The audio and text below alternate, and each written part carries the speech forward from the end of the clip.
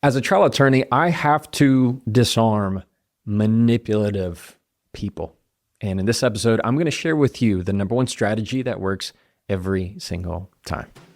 Welcome to the Jefferson Fisher podcast, where I'm on a mission to make your next conversation the one that changes everything. If you enjoy learning tips to improve your communication, I'm going to ask you to please subscribe wherever you are listening. Wherever you see it, click subscribe, a like, a heart, whatever. It really helps me, it helps my family, and it helps me continue this mission to improve everybody's communication. This podcast is sponsored by Cozy Earth. I am a big fan of Cozy Earth long before they sponsor me because, as the name suggests, it's very cozy stuff. I first got the product from a bed sheet that was, admittedly, I have no shame in saying it was new bed sheets. And I was like, these are some of the best I've ever had because I sleep very hot. And these bamboo sheets were fantastic. And then that was just kind of the gateway. Then it's towels. Then it was hoodies and sweatshirts and sweatpants and regular pants and t-shirts. I'm a big fan of it. If you like premium products that feel good, that feel comfortable this holiday season, you need to go try Cozy Earth. Go to cozyearth.com/Jefferson and get up to 40% off. That's cozyearth.com/Jefferson and use the code Jefferson to get 40% off. Understand that when you're in a courtroom, the dynamics are very different. Everything is pressured. It's like a vacuum. You have a judge that's right in front of you. You have a bailiff, a court reporter. You have a jury. You have opposing counsel. You have the other party. You have your client. There's people in the back watching you. Everything is pressured in that moment. And when witnesses are on the stand, it's like a switch gets flipped. Like they almost forget that there are people watching and that their words really matter. And they become almost like they're in a corner where they don't want to say the truth without making it a fight. Like they just don't want to. They could give you the truth, but they don't want to because they would rather try to manipulate the system. Have you ever watched a trial on TV? Like a real trial. I'm not talking about one on the movies or anything. I'm talking a real trial. And you might think, they're kind of boring. Or maybe you've been on a jury and you thought, oh, this is kind of cool. In real life, the witnesses know that if they tell the truth, there is a major consequence either way. If they tell the truth, there's a consequence. If they don't tell the truth, they may or may not get out of it. Like they don't even, for some reason, it blows my mind. There's so many people that I've caught lying on the stand. It's not even in the deposition where you're not in the courtroom, but actually in the courtroom, it's just a lie. It's just a lie. And once they do, they think they're going to get away with it, and it doesn't happen. It backfires. And it could only take one case, one lie that ruins an entire matter for somebody. It ruins the entire case for someone. So how do you disarm the manipulator? Here's some things I want you to keep in mind. Number one, manipulators need momentum. Disclaimer, everybody manipulates. Whether you know that you're doing it on purpose, intentionally, not intentionally, everybody has been that person. I'm not saying it's become their whole identity and you can put a label over that person as they are the manipulator. Hi, nice to meet you.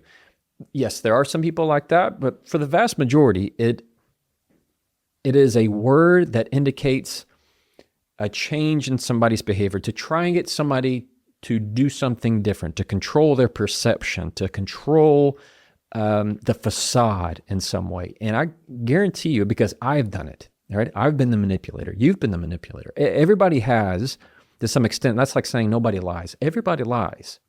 All right. Manipulation is not itself the root cause. It is a symptom of something much deeper. All right. All right. Soapbox over. Number one, manipulators need momentum. The more they can get you in rhythm, the more they can find that grasp of control. Then they kind of get their claws into you. When I am deposing a witness or cross-examining, if I keep up with their momentum, meaning if I'm tracking along and we're just talking at a fast pace, I am much more likely that I'm going to miss something because that's what they want you to do. They want you to miss the details.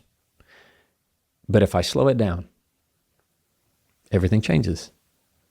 Manipulators need momentum. So what do? I slow that moment. I bring it to a halt. That's where I might say, I'd like to stop right there. I want to slow down right here. I'd like for us to walk through this, not run. There's the way I say it is, I like for us to stop running for a second and just walk. I'm setting the tone of, oh, hold up, put on the brakes and watch what happens. Those that are trying to manipulate do not like the slowing down. They don't like the specifics. They much rather stay in the abstract.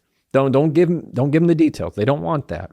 They can't do much with that. They need the vague. They need the general. They need fast. They need momentum. So what do you need to do? First thing I need you to do to disarm a manipulator is to slow it down. Stop their momentum. All right. Number 2, short, neutral phrases. I use short, neutral phrases in cross-examination, meaning if I'm not having to ask a question and I'm responding to something that they said, I'm not going to give them things that they can continue to build on. When you're talking to somebody who's showing narcissistic tendencies or manipulative tendencies, you don't want to give them tinder for the fire. Whenever you use phrases like, well, I guess if you want, I guess if that's what you think. Sure, I guess, whatever.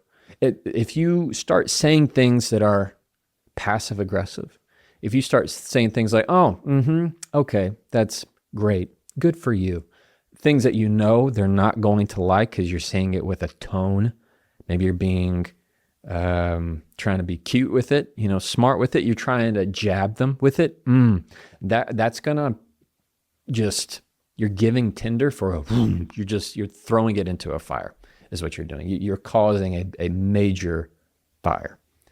Instead of that, pouring gasoline, short, neutral phrases. Here's what I mean. You're going to say something like, noted, got it, appreciate it, good to know, thank you. Or, you know what I also like doing? Nonverbals. That means I give it an old, I'm not even saying words, but yet I'm communicating. And the biggest thing that I'm doing in that moment is showing them I'm giving you nothing to grab onto. There's nothing that you can grab and run with and try and distract me and try and push me in some way and direction that I'm not going. So short, neutral phrases, they work and they always help. Before we keep going, I want to take a minute to tell you about Monarch. One of the conversations that I hear a lot as I come into 2026 from people around me is around finances. A lot of pressure around the holidays, right after the holidays, into the New Year's. It's not that they avoid the number, it's really having an actual understanding of the numbers and then making a plan that makes sense. And that's hard for a lot of people. Well, Monarch makes that much easier. Managing your money doesn't have to be a struggle this year. Monarch is the all-in-one personal finance tool designed to make your life easier. It brings you entire financial life, budgeting, accounts and investments, net worth, and future planning together in one single dashboard on your laptop or your phone. And what I like about it is it helps you kind of have a reset after everything from the holidays and the chaos, and now you're trying to do budgets. It makes it just that much more simple. This new year, achieve your financial goals for good. Monarch is the all-in-one tool that makes proactive money management simple all year long. Use code Jefferson at monarch.com for half off your first year. That's 50% off your first year at monarch.com with code Jefferson. And now back to the episode. And number 3, I want to give you a phrase that is going to change the way you think about people trying to manipulate you. Think of a drain, like a swirling drain, maybe in your bathtub or your sink. And as that water gets pulled in, what happens? It gets faster and faster and faster, and it gets sucked in. Well, we've already discussed in rule number 1, we're going to slow it down, meaning we're not going to continue to speed up and go down the vortex. 2, we're going to make sure that we use short, neutral phrases that, again, aren't going to speed up the vortex. The phrase I want you to remember is, I'm not getting pulled into that. I'm not getting pulled into that. I'm going to say it again. I'm not getting pulled into that. I'm going to say it again for you. I'm not getting pulled into that. I want that to sear into your mind for a second. When I've used this, mostly in depositions, I am signaling, making it very clear. I usually save it for a last resort. Anytime I've done it, it is necessary for me to be able to tell that person, where you think I'm going ain't happening. It's the same way of saying, I'm not going there. I'm not going there. I'm not going there with you. I'm not getting pulled into that. It's the reason why I like not getting pulled into this is because it creates imagery of you're trying to draw me away from what I know. You're trying to draw me away from my truth of what the facts show, what the evidence shows. It's the same way of saying, I'm not going there with you. If you want to go, that's fine. I'm not. I'm not getting pulled into that. Has imagery of the drain, has imagery of somebody trying to pull you with a rope. When I use that verb pull, I am highlighting, I can see what you're trying to do. You're trying to lead me astray. I'm not doing that. Every time I have used that, I get a reaction that is, be prepared, strong. Strong, because they're mad about it. They're frustrated. And if they have a very high overreaction to that phrase, I'm not getting pulled into that. It is very indicative that what they're trying to do is not working, and that's a good sign to me. And that's a good sign to you. It should just be red alarms to you, flashing and going off of, okay, I called it. The trap that they set is not working, and now they're just mad. They're mad that I set it off without stepping into it. It's a point in your life where you realize, nope, I'm not going there. I'm not getting pulled into that. I'm not stepping into this. I'm not walking into that. Use words of direction.